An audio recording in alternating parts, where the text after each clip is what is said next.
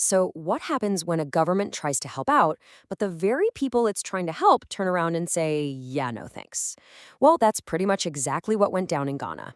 The president called on tenants to report landlords for charging illegal rent, and you'd think people would be thrilled, right? Instead, social media absolutely exploded, not with praise, but with thousands of people explaining exactly why the whole plan was basically doomed from the start. Okay, so here's the background. Back in March, the president makes this big announcement. And, legally speaking, he was on totally solid ground. There's this law from way back in 1963, the Rent Act, that already makes it illegal to demand more than 6 months' rent up front. So this new push was really all about finally giving that old law some real teeth. I mean, you'd think this would be a total slam dunk, right? The president standing up for renters against, greedy landlords. It seems like such an easy political win. But the reaction online? Well, that tells a completely different and honestly, a much more interesting story. And here it is, the whole story in one number. Get this.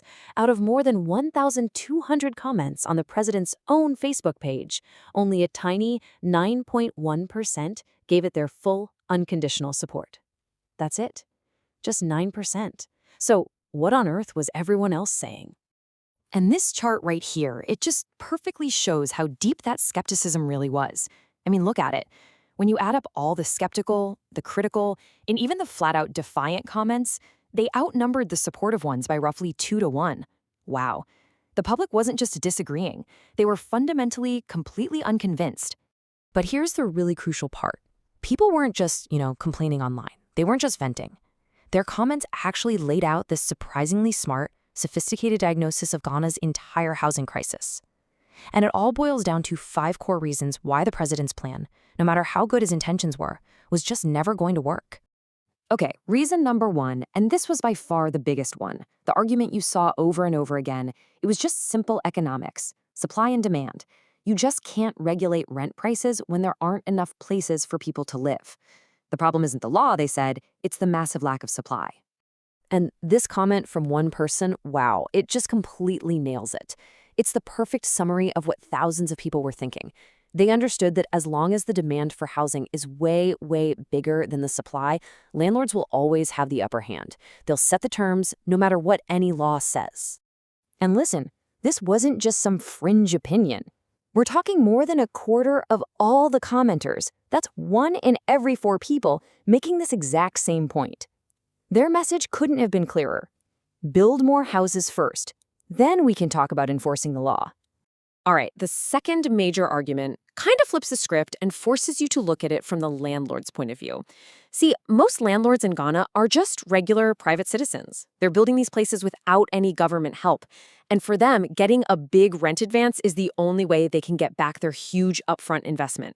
This comment here just captures that feeling perfectly. You had a lot of landlords who were basically asking, hey, did the president help me buy the cement for this house? No? They argued that if the government isn't helping them build, that it really has no business telling them how to manage the financial risk on their own private property. Okay, reason number 3, and this one is a biggie.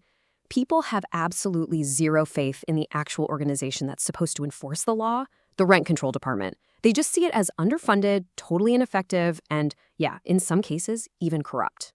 And I mean, what more do you really need to say after a comment like this? It's just devastating. When the public truly believes that the very officials who are supposed to be enforcing a law are breaking it themselves, well, the whole system has lost all credibility. The trust is just gone. And that leads us right to the 4th reason for all the skepticism. And honestly, this one's maybe the most chilling. People predicted a really nasty, unintended consequence. They said if tenants actually start reporting their landlords, the landlords aren't going to just lower the rent advance. No way. They're just going to find a reason to kick the tenant out. And listen, this wasn't just a fear that tenants had. This quote right here, it's from someone who said they were a landlord.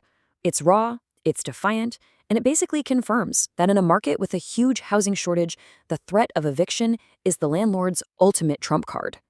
So when you put it all together, what these comments reveal is a market that's just stuck in a total deadlock. It's like a standoff between 2 perfectly logical but completely opposite realities. Okay, so on one side, you've got the tenant's fear. It's simple. If they report their landlord, they risk getting evicted with absolutely nowhere else to go. So the safest thing to do is just pay up. But then, on the other side, you've got the landlord's logic. They've poured their life savings into a property, got no help from the state, and they need to make sure that investment is secure. The crazy part is, both sides are acting completely rationally inside of this broken system. Now, digging into the data, there's another really interesting layer here.